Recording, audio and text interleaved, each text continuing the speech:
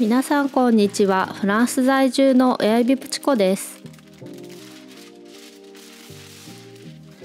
今回はインドア派のお家大好きな私の家での過ごし方をご紹介します。まず朝起きて時間がある時は美味しいものが食べたいので、この日は冷凍のクロワッサンとパンオショコラを焼きました。冷凍のパンは家で焼きたてのパンが気軽に食べられるので重宝しています。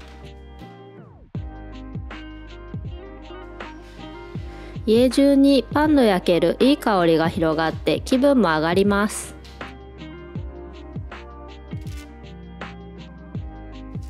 持った感覚もサクサクほわほわでいかにも美味しそう。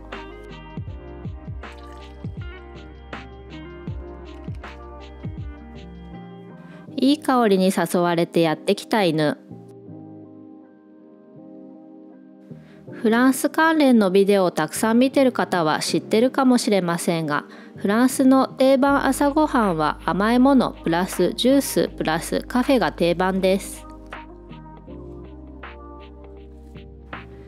この飲み物たっぷりの朝ごはんにも慣れて、私も朝はジュースとさらにカフェを飲むのがお決まりです。ちなみにフランス人はカフェにパンを浸して食べるのが好きなようです。私は未だにそれには同意できませんが、朝ごはんを済ませたら YouTube のアフレコを録音します。編集は彼がすべて担当してくれていますが、撮影、アフレコ、サムネ、字幕などその他すべて私が担当しています。次は家事をしていきます。家事をためておけない性格なので、どんなに面倒でもやるべきことは済ませます。彼はそれが理解できないらしく、時々そのことで衝突します。さて、やるべきことをやった後は好きなことをして気分転換します。この日はお菓子作りをしました。YouTube で映えなレイヤーケーキを見つけたので挑戦することにしました。参考にしたレシピは概要欄に貼っておきます。レイヤーケーキは初挑戦。手順は元のレシピのものを多少変更しています。まずは土台のスポンジ作り。王道のスポンジの作り方です。まずは卵、お砂糖をもったり白っぽくなるまで泡立てます。泡立てた卵にふるった粉類を混ぜます。粉を混ぜるとき、卵の気泡を潰さないようにするのがポイント。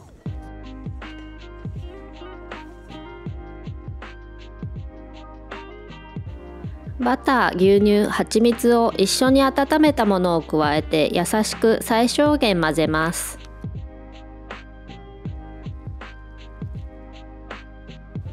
スポンジ作りで粉類、バター類を混ぜるときは左手でボウルを反時計回りに回しながらゴムベラで切るように混ぜると卵の気泡を潰さずきれいに混ぜられます。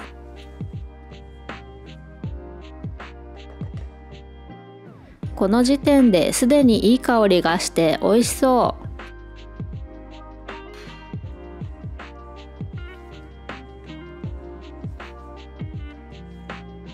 う。バターを塗って小麦粉をふるった型に入れて焼いていきます。オーブンに入れる前に軽く叩いて空気を抜いておきます。美味しく焼けますように。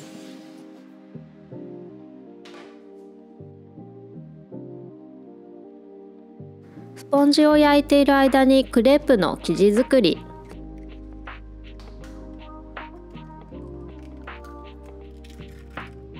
料理やお菓子作りは頭の中で段取り考えたり、そのことに集中するので、普段もやもや考えていることが頭から抜けて本当にいい気分転換になります。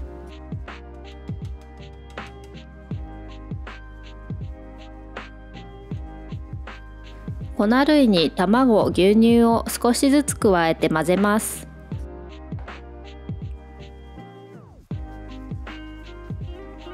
多少ダマができても後でこすので気にしなくても大丈夫。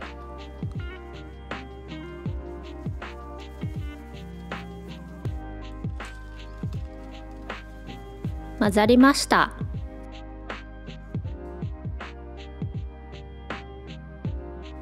沸騰したお湯に蜂蜜とバターを加えて溶かします。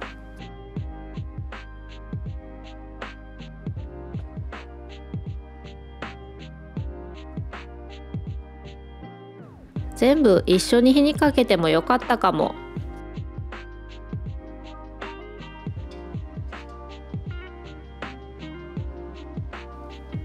生地にお湯を加えるレシピはあまり見かけませんが、お湯を加えることでもちっとした食感の生地に仕上がりました。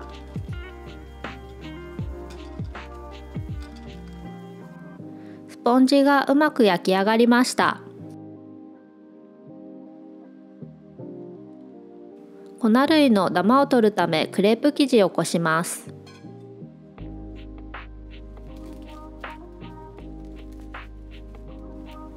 ラップをして冷蔵庫で30分以上寝かせておきます。その間に夕飯作り。沸騰したお湯の火を止めて鶏を入れて蓋をし、火が通るまで20分ほど放置します。その間にタレ作り。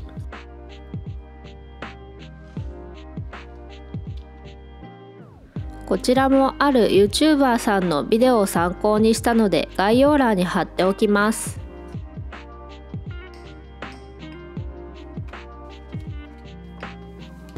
母の自家製味噌とコチュジャンを同量、お砂糖も入れます。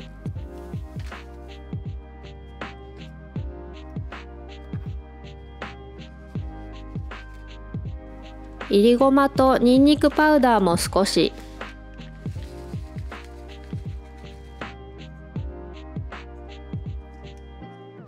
本当は生にんにくの方が美味しいと思います。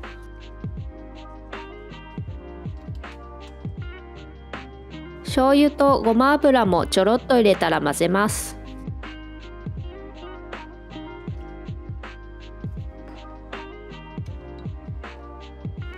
最近カロリーの高いものを食べ過ぎなので、夕飯はさっぱりしたものを作りました。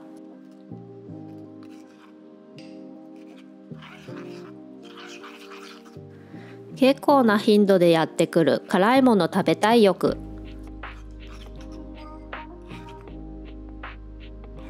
味見してみます。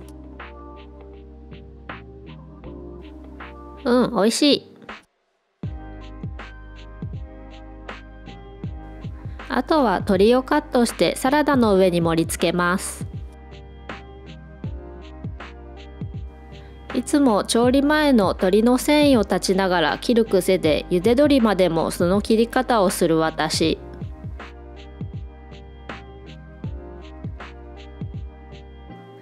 若干様子がおかしいですがお気になさらず。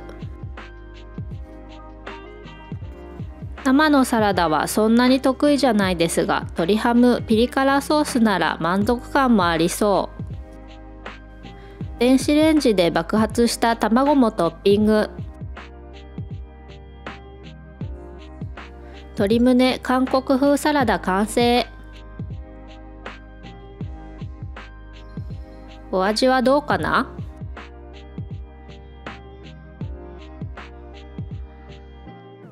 さっぱりピリ辛で美味しい。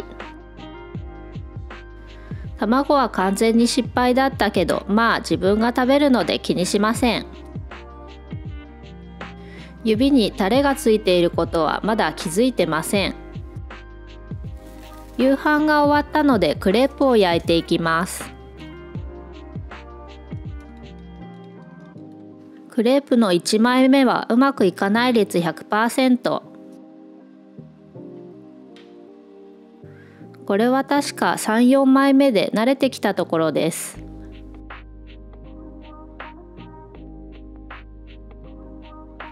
無心でどんどん焼いていきます。お湯が入っているせいか、牛乳だけで作るクレープ生地よりも破れにくい印象でした。クレープ生地を冷ましている間にシャワーを浴びてきます。その前にもふもふタイム。若干嫌そうな犬。お風呂から上がったらクレープも冷めていたので、いよいよ仕上げていきます。仕上げのクリーム作り。ベースのクリームチーズ、蜂蜜、砂糖を混ぜたものにギリシャヨーグルトを加えて混ぜます。ギリシャヨーグルトが砂糖入りだったので、生クリームに入れる砂糖の量を減らしました。結構しっかりめに泡立てた生クリームを何回かに分けて加えてクリーム完成。クリームを全体に薄く塗って半分に折ります。この段階で若干クリームをのせすぎた気がします。ベースのスポンジにもクリームを塗っておきます。初めて挑戦するレシピだったので今回アレンジはしませんでしたが、スポンジにナッツを入れて焼いたり、クレープにクリームとフルーツを少し入れてもさらに美味しいと思います。クリームが足りない気がして後半はケチケチのクリーム。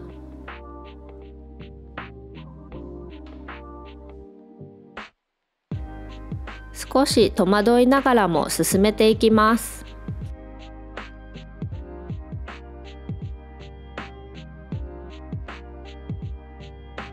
クリームがさらにケチケチの量ですが、この辺は接着の目的だけなのでよしとします。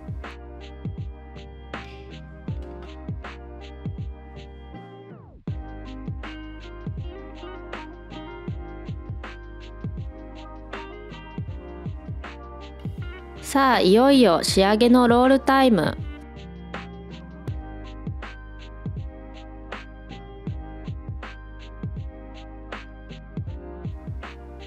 じゃん、こんな感じ。お菓子作りというか工作のような感覚。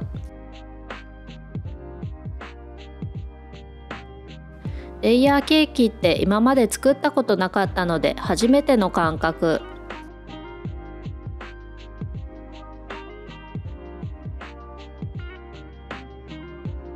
ビデオで確認しながら順調に進めていきます。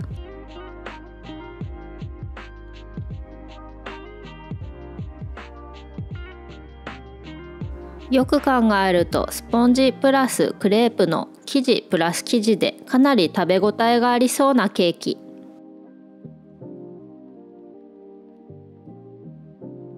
断面が華やかなので実際の工程より凝ったケーキに見えるのがレイヤーケーキのいいところ。冷蔵庫で一晩寝かせるため型を無理やりはめました。さて翌日。本当は粉砂糖をかけたかったけどなかったのでココアパウダーで仕上げ。出来上がり。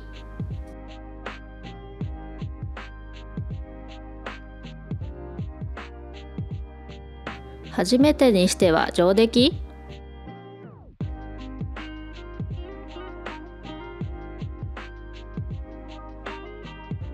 いよいよ緊張の断面を見てみます。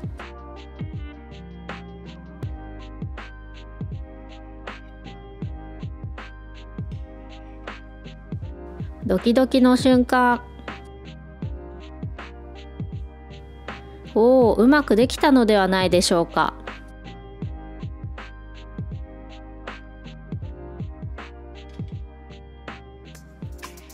甘さ控えめでもちもちで味も満足の出来でした。ご視聴ありがとうございました。チャンネル登録まだの方、ぜひお気軽によろしくお願いします。また次回の動画でお会いしましょう。